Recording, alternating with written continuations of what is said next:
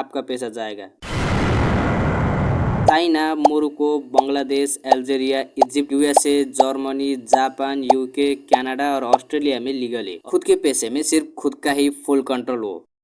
Satoshi Nakamoto एक ऐसा नाम जिसने डिजिटल करेंसी का फ्यूचर बदल के रख दिया। ये वो है जिसने बिटकॉइन को बनाया। आज तक ये पता नहीं चला है कि सातोशी नाकामोटो एक इंसान है, एक ग्रुप है या कोई गवर्नमेंट। बिटकॉइन के ये 17 साल तक के करियर में क्यों सातोशी नाकामोटो ने अपनी आइडेंटिटी रिवील नहीं की है, चलिए जानते हैं इस वीडियो में। सन 2008 को सातोशी नाकामोटो ने एक पीडीएफ रिलीज किया जिसमें उन्होंने बिटकॉइन बनाने का असली इंटेंशन लोगों के सामने रखा। वो बिटकॉइन को ऐसा करेंसी बनाना चाहते थे जो कोई गवर्नमेंट और सेंट्रल बैंक के कंट्रोल में ना रहे। ऐसा क्यों? क्योंकि आप जो पैसे बैंक में जमा करते हो उस पैसे पर बैंक का कंट्रोल होता है और आपके इस पैसे को बैंक कंपनी और लोगों में इन्वेस्ट और लोन देने का काम करता है। कभी कभी बैंक ऐसी कंपनी में इन्वेस्ट करता है जो बैंकरप्ट हो जाता है और उस वक्त बैंक का पैसा नहीं आपका पैसा जाएगा।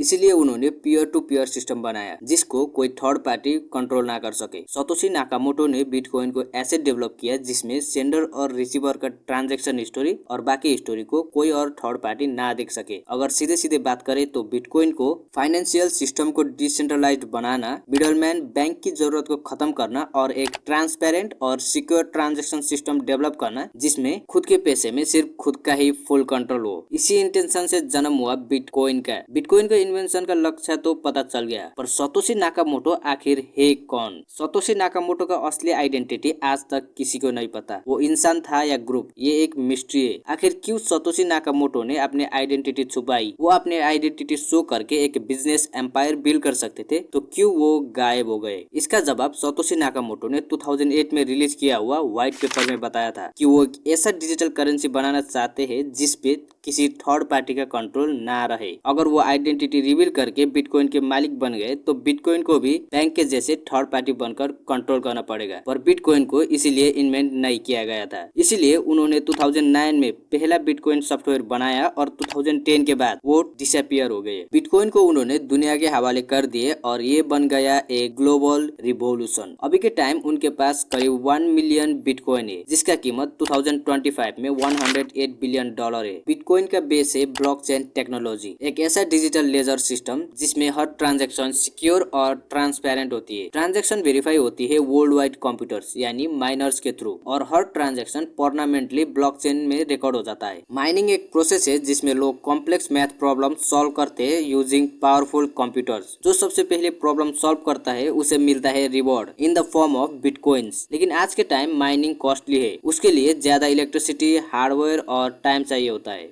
बिटकॉइन किसी भी गवर्नमेंट और बैंक के अंडर नहीं आता, तो किस किस देश में बिटकॉइन लीगल है? Bitcoin USA, Germany, Japan, UK, Canada और ऑस्ट्रेलिया में लीगल है और एल साल्वाडोर ने 2021 में बिटकॉइन को अपने देश का ऑफिशियल करेंसी बनाया और फिर 2025 में ऑफिशियल करेंसी से हटा दिया। पर एल साल्वाडोर में बिटकॉइन अभी भी लीगल है, पर China, Morocco, Bangladesh, Algeria, Egypt में बिटकॉइन इलीगल है। इंडिया में बिटकॉइन पर बैन नहीं है लेकिन ये रेगुलेटेड नहीं है। आप लीगली बिटकॉइन खरीद बेच सकते हो, लेकिन सरकार ने वार्निंग दी है कि ये रिस्की है। तो बिटकॉइन में इन्वेस्ट कैसे करते हैं नहीं बताऊंगा, मुझे कौन सा पैसा मिल रहा है। चलिए बिटकॉइन के नुकसान के बारे में बात करते हैं।